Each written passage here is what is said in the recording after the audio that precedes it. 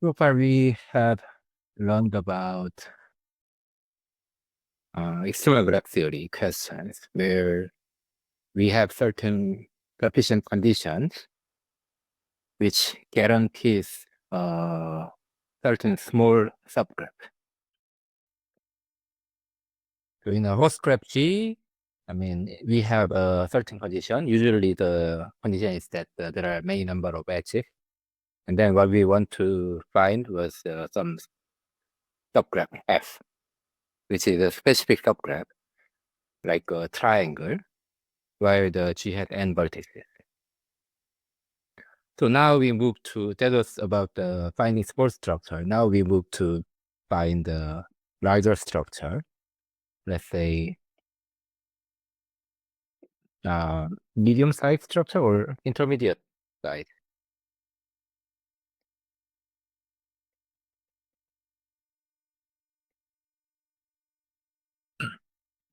So in other words, we have a graph G on n vertices, and the structure we want to find is a function. Is a subgraph F with whose size is growing together with n. So it could be some function of n. There are several such instances, and one of them is about the Ramsey theory.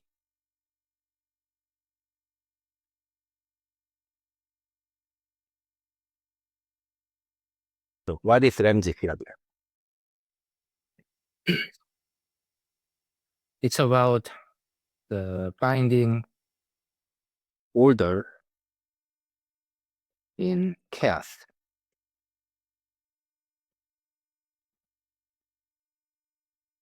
Wait.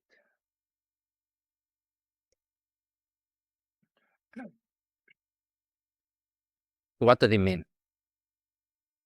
So, oftentimes when we deal with some system, we actually see some sort of pattern there. It's quite common. For example, you drive, then some of the car plate, you see some consecutive number like 1, 2, 3, 4. Or you say you flip a coin like 10 times, and then some 5 consecutive coin flips were all heads. And those could be some psychology, because human brain seeks to find some pattern. But there are some mathematics behind them.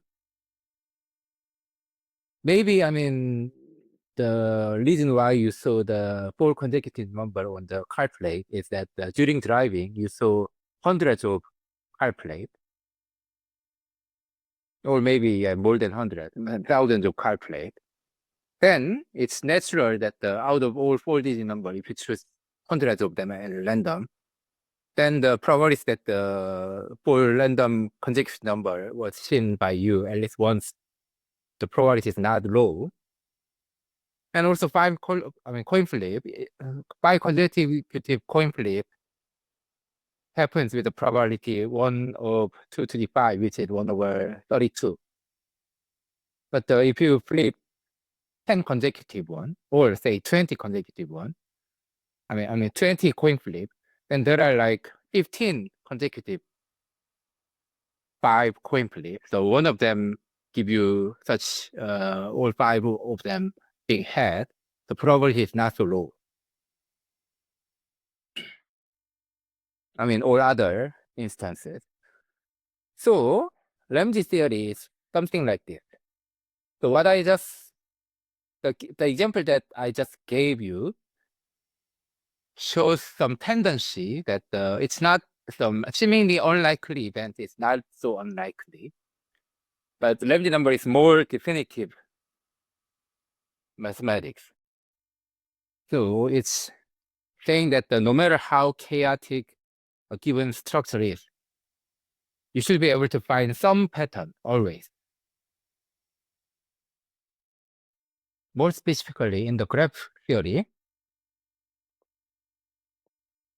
one of the most famous statements in Ramsey theory is that if you have 6 people, and then if two people know each other, we draw red between them, red edges, and then if they don't know, then you draw blue, you color blue, then you get what? This edge coloring, 2 edge coloring of a complete graph. Then what we know is that no matter how you color, there should be always 3 people who all know each other or not know each other. In other words, if you edge color K6, then you must be able to find either red monochromatic triangle or blue monochromatic triangle. So monochromatic triangle always exists. In a way, this monochromatic triangle is specific structure, which is like older.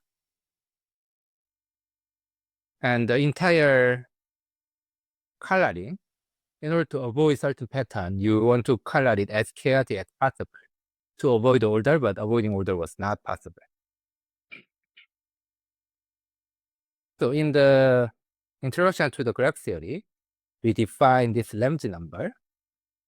Let's say out of H1 to Hk, where these are all specific graph. This is the smallest n, such that in any k coloring, kh coloring,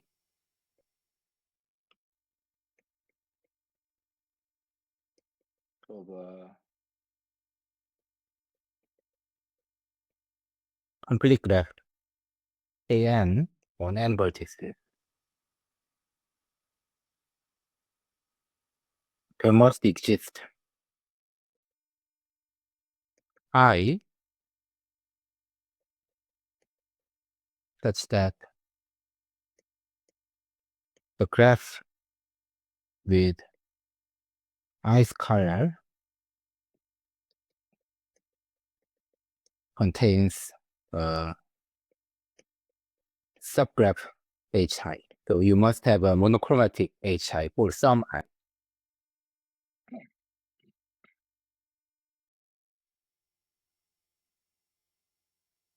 And yeah, in particular, if all of these are clicked, we write out of say P1 to PK, just the number, to denote the Ramsey number when all those subgraphs are clicked. And one of the questions is to determine this number. How large is it? So for example, in this case, we know that the R33 is 6. And maybe I should mention that if we know that RKK is n, which is function of k, then you can write this k as another function. So this is like f inverse of n.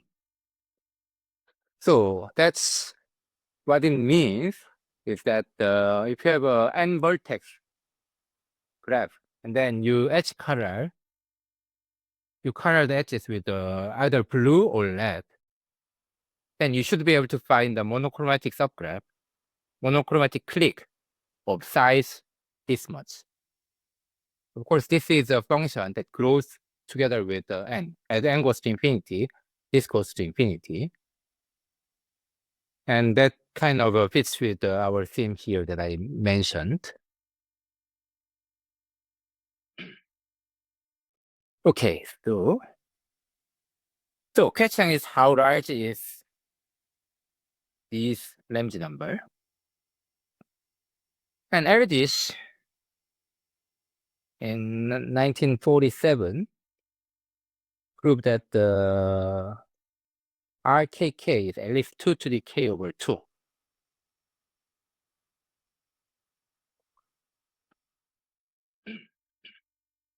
In other words, there is 2 to the k over 2 vertex graph with no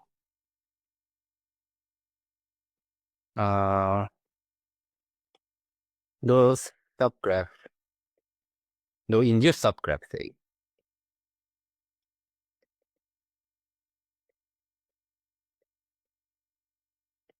Isomorphic to either kk or the complement of kk. In other words, when you have an n vertex graph, you can color the edges of this n vertex graph with either red or blue, so that let's not say in that way. There is an n vertex graph, so that its clique number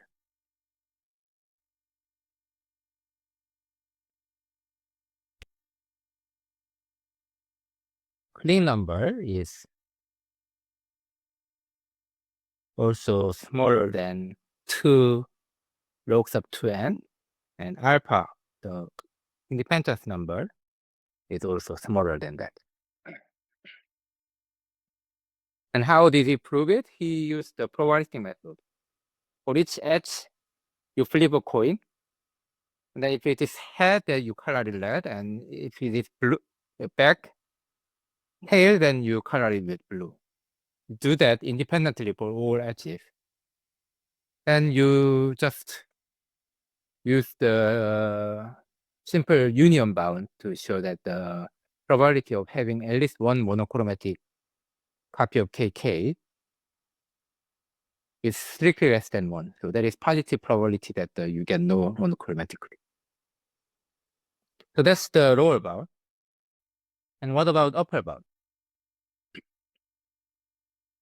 Most simple way to obtain an upper bound is the following argument by Paradish and Fekres.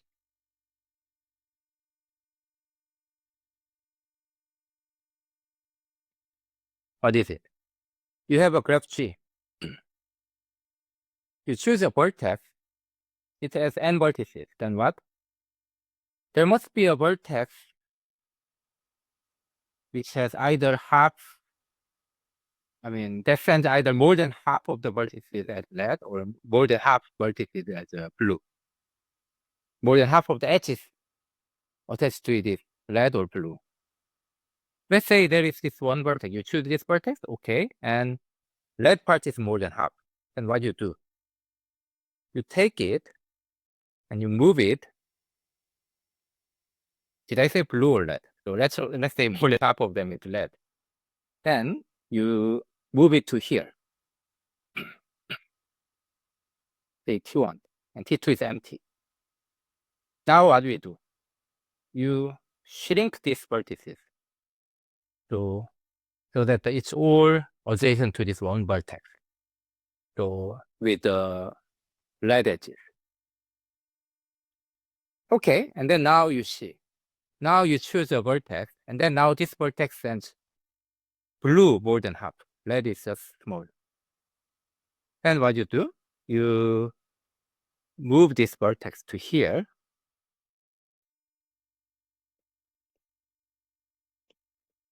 To T2.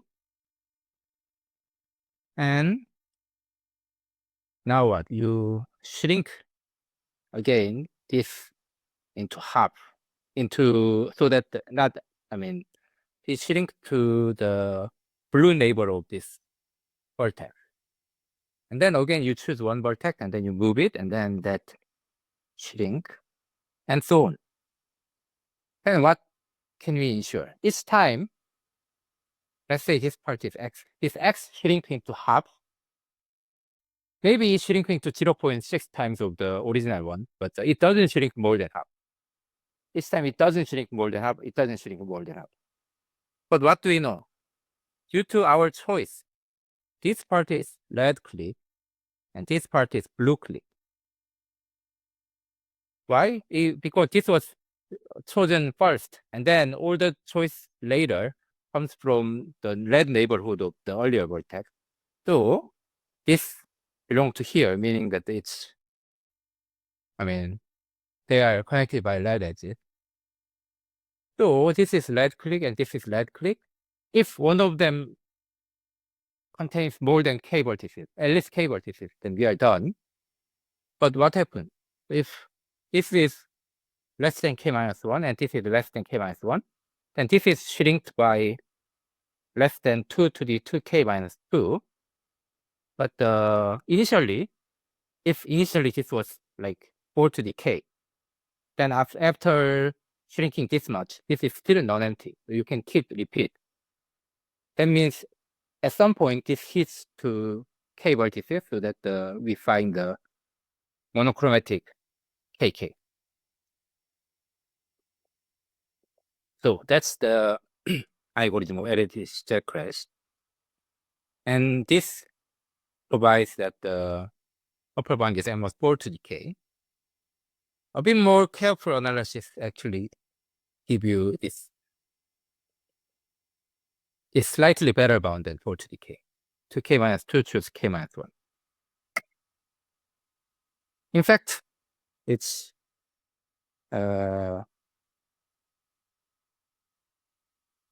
slightly, this argument, Parisian Secresh argument, shows that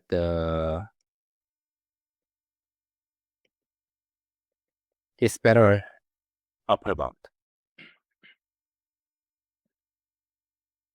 Okay, so that was this Secresh 1935. And this was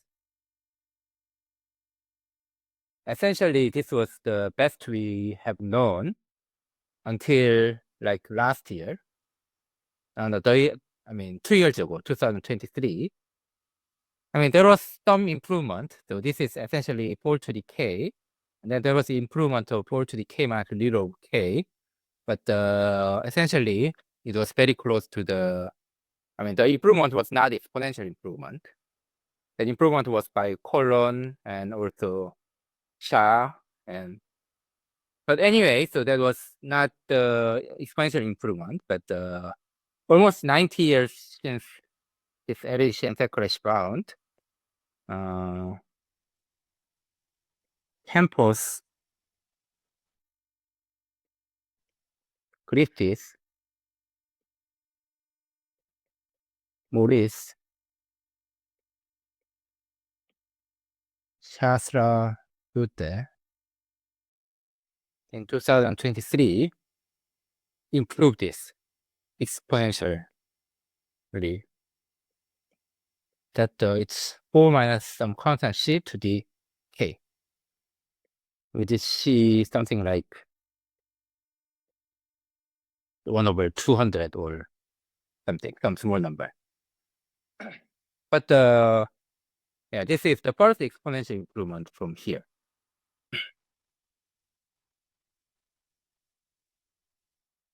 And recently,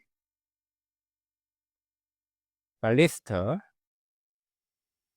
Blobas, Campos, Griffiths, early, Morris,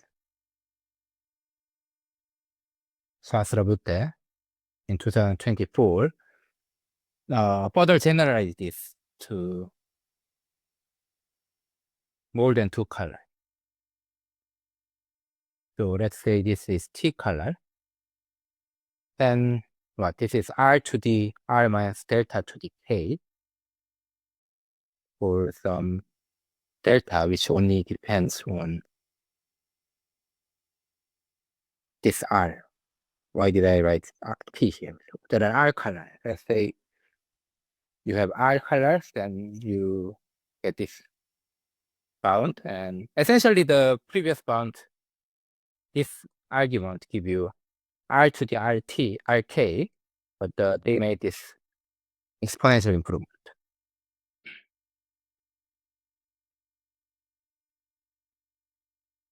Here, in both proof, they use what's called the book algorithm.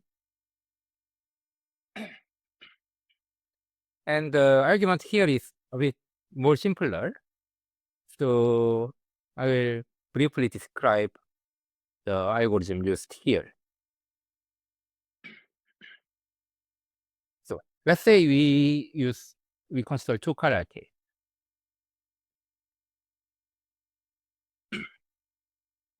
Okay, and from the name book algorithm, we can guess that it's using something called book. So what is a book? So a TM book is the following. You have a complete graph, KK, no, KT.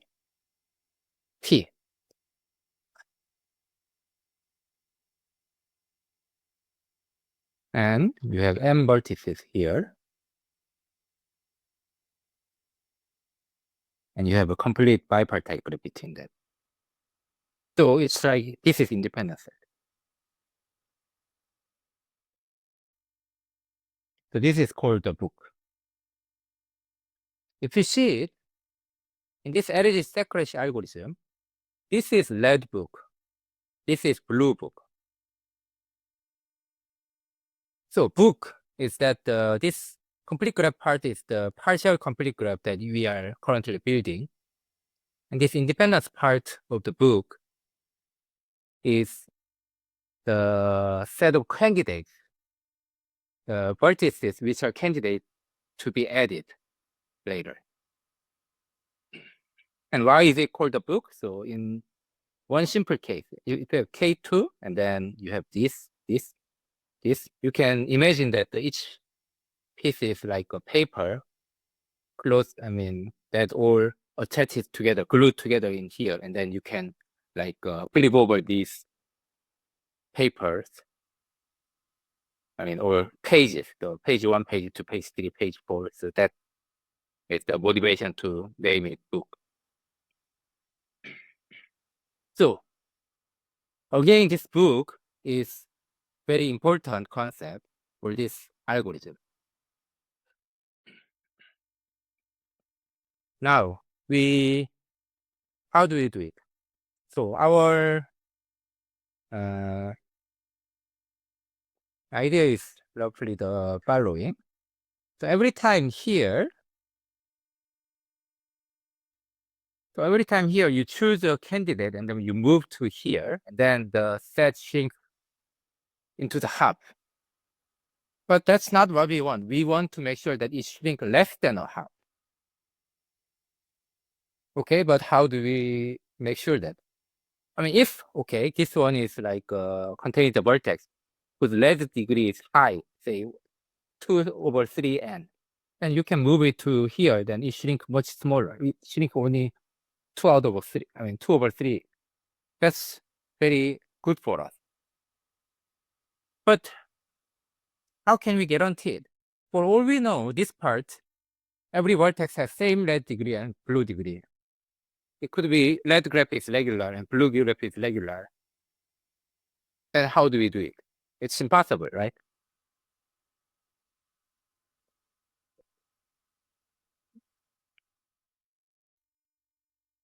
So what's the idea then? So you choose your candidate, and then that candidate make this set shrink. So there is two roles of this X. One is that you choose one vertex from X. Two is your set shrink.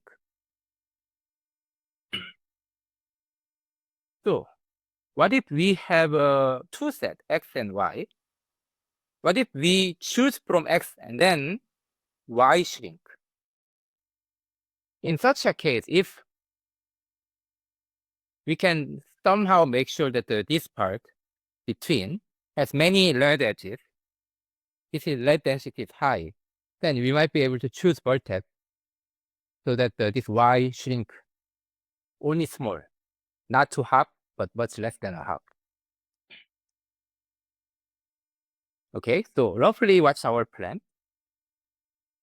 So you have X.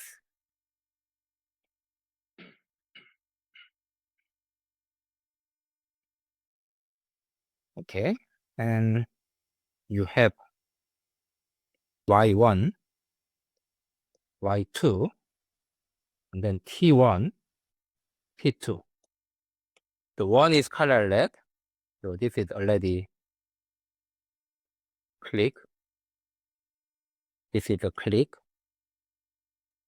and this is all red, and this is all red. This is all blue. This is all blue. And then somehow we want to make sure that these are, say, mostly, I mean, not mostly, but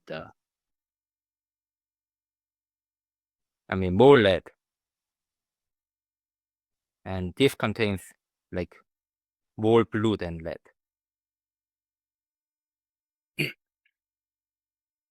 And then what we do is we choose one vertex from here so that this red part is large, and then we move. Then this shrink a bit, slightly, only smaller. I mean, not to the half, but it shrink a bit, not too much. But there is another problem that in that case, if you move it to here, since we only also want to make sure that these are all red, this also has to shrink. And again, same problem. This might shrink less than half, which is not good situation. So what we do is that what we do is roughly the following. We only look for monochromatic book here.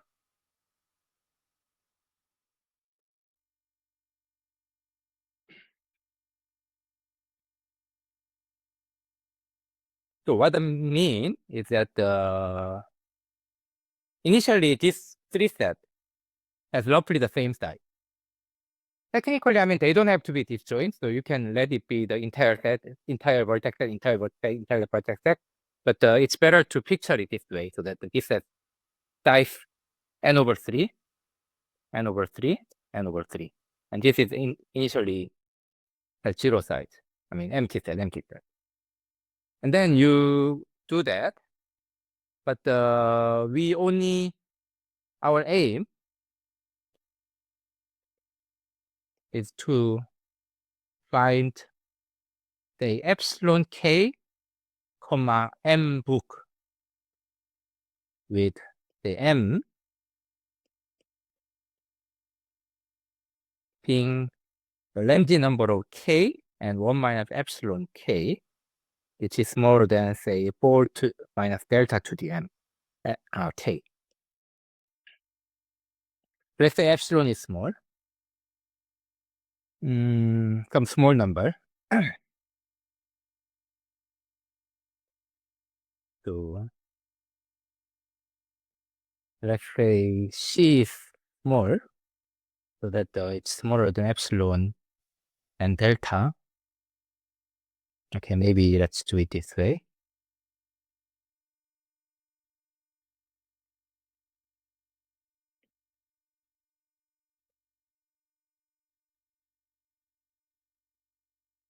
I mean, this relation you can actually compute. It's not so difficult. It's like delta is like epsilon over 3 is already enough.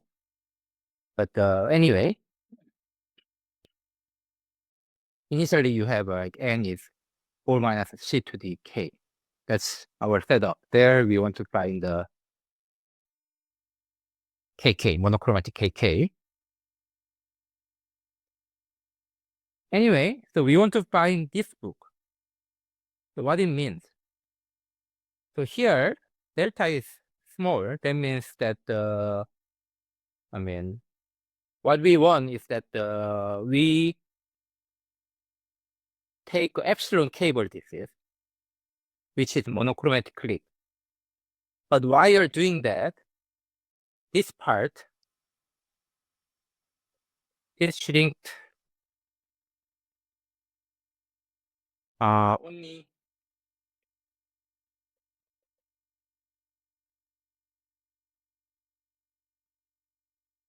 due to the, like, let's write it this way. 4 to the k minus delta k. Or only shrinked by 2 to the, say, 4 to the delta k, which is much smaller than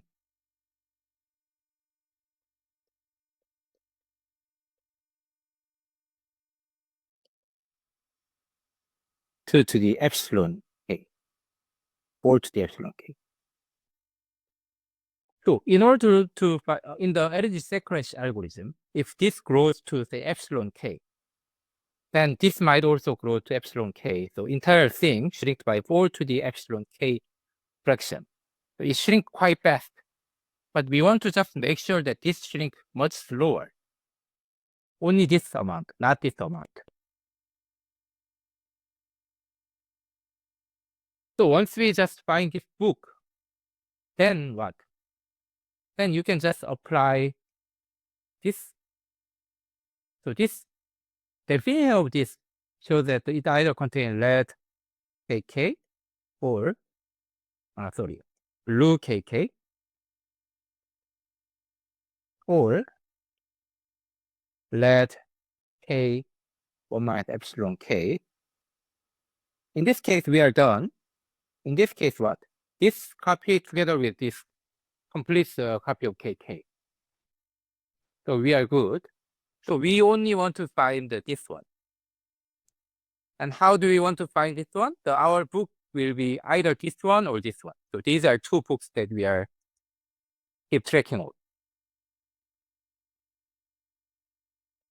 For that purpose, our main concern is make sure that this y1 shrink only little, not too much.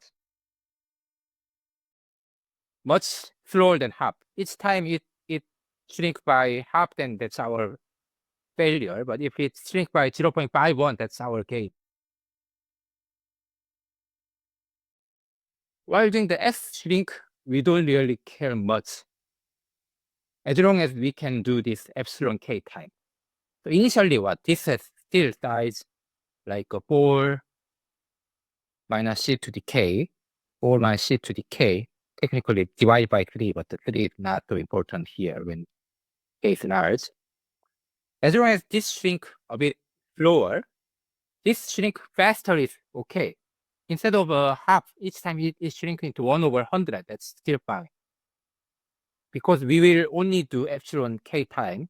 100 to the epsilon k time is much smaller than, 4 to the k.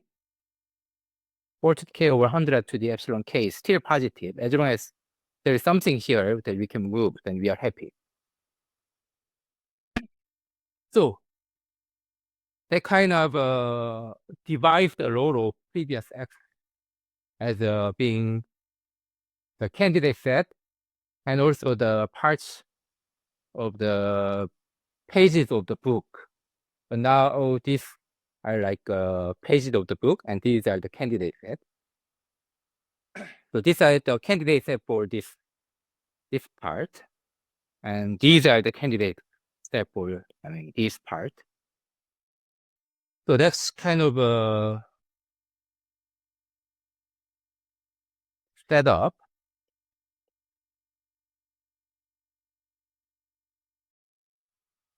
So initially, we do that, but still there is some problem.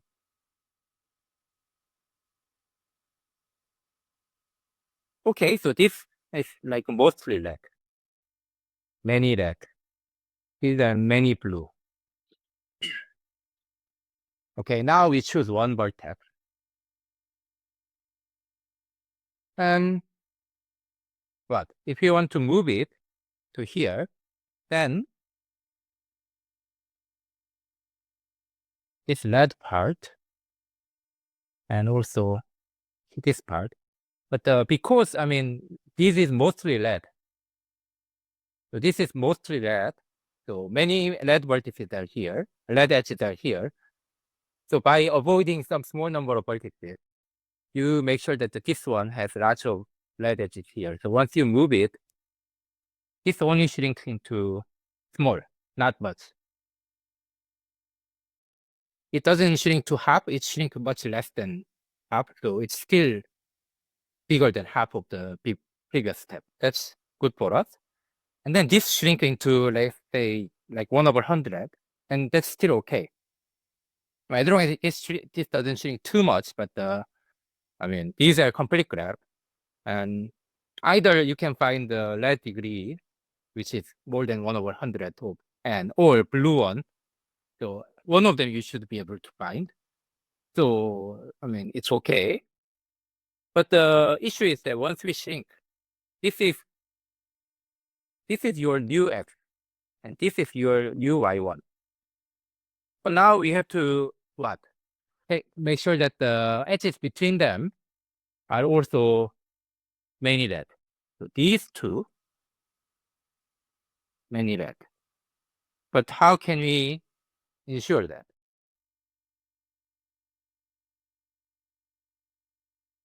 Okay, so if such a vertex here, where these and these, there are many lead, then we are happy, we move it, okay? Otherwise, if there is a like blue here, so that I mean, this part and the shrinked one, again, between them it's mostly blue, then you move it here. But what if neither of them is possible? What does it mean that neither of them is possible? Is that if you take some vertex x, then it has many red neighbors here, and blue neighbors here.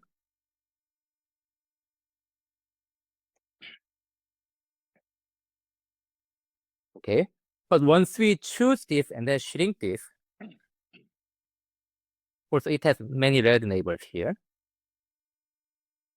But what does it say is that between this and this, not many red. So initially, let's say this is red density P. And then suddenly it's red density P minus alpha. It dropped too much.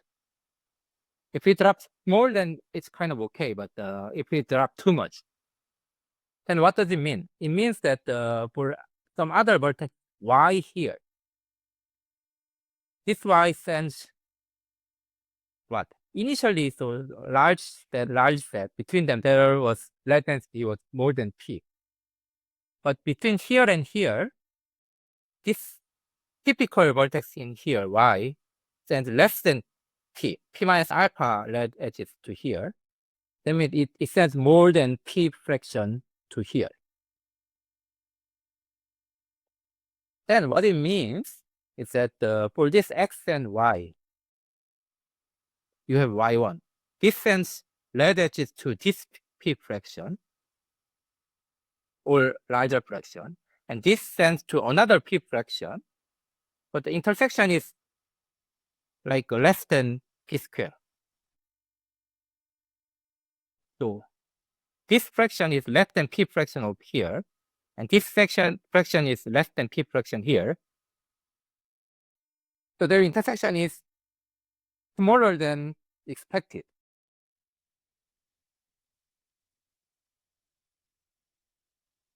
Okay.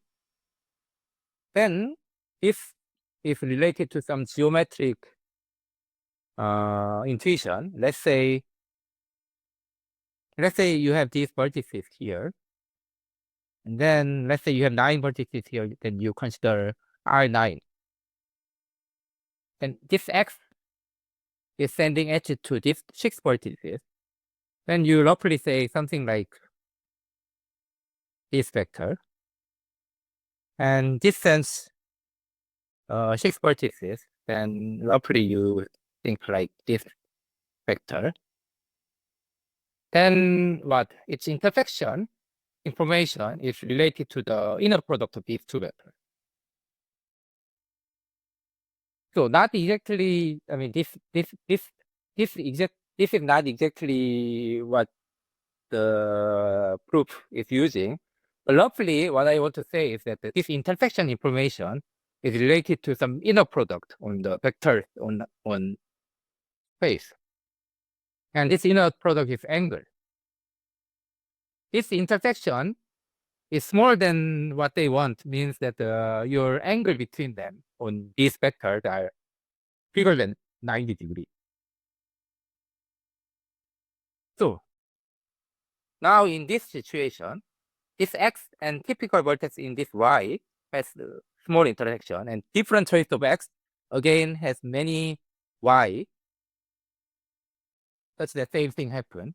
That means you have lots of vectors here, and then lots of pair between them are more than 90 degrees apart, their angle in this space. Then you use this information, then you can prove roughly what we want. What we want is that when this kind of thing happens, if you have a R2, and what you have like 1,000 vectors here, so that all of them, not all of them, say most of them, many of them, their angle is bigger than 90 degrees, then what kind of configuration you can take? You take some triangle here, say, and take this vertex, and then you choose like a bunch of vectors in going this direction. Then all this pair, they are more than 90 degrees apart. Of course, there are some vectors which are not 90 degrees apart, but what I said was that there are many pairs doing that. Not every x and this does not do that, right? This and this, their angle is more than 90 degrees. But this example kind of suggests that in this situation, there must be many vectors with the almost same direction as well. And what does this almost same direction mean?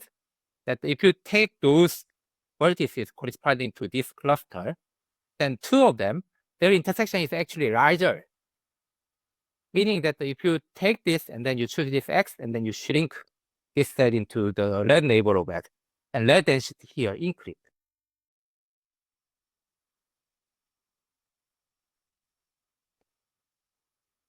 So this kind of shows that if we move this to here, then fine. If we move to this here, fine. If we cannot do that, then we are able to shrink this, and then make the red density here goes up. That's good for us because after red density goes up, now whenever you choose this vertex to move here, the shrinking factor of y gets smaller. It doesn't shrink. It shrinks only much smaller than before. Much little small shrinking. So that's kind of a algorithm. It consists of two steps: color step and density boosting step. Density boost step.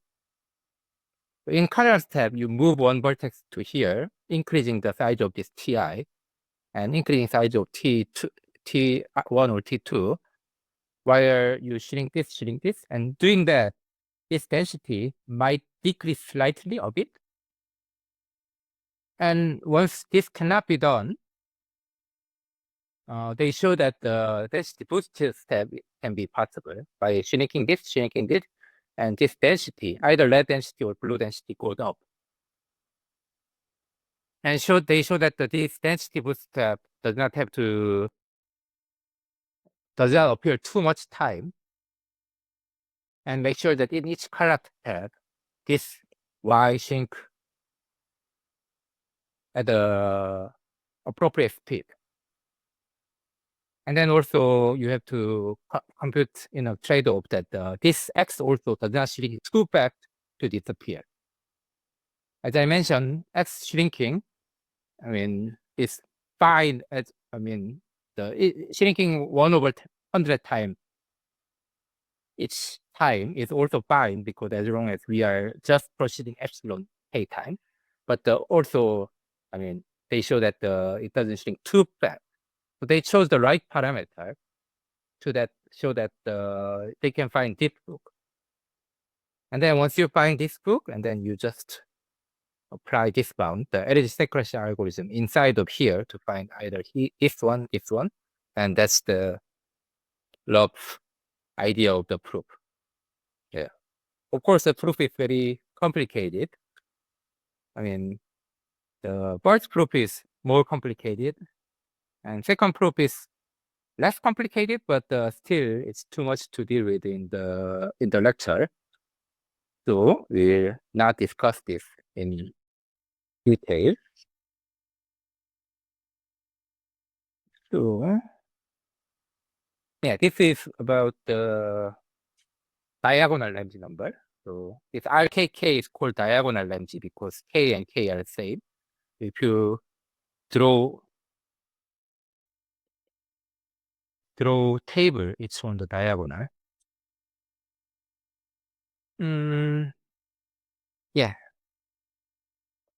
So now we want to talk about Ramsey number for other graph. So this is about the Ramsey graph of complete graph and complete graph. And this shows that the complete graph, I mean, RKK is between 2 to the k over 2 and 3.999 to the k. Yeah, and in next video, we will talk about the Ramsey number of some other graph. Yeah, thank you for listening. I will see you in the next video then.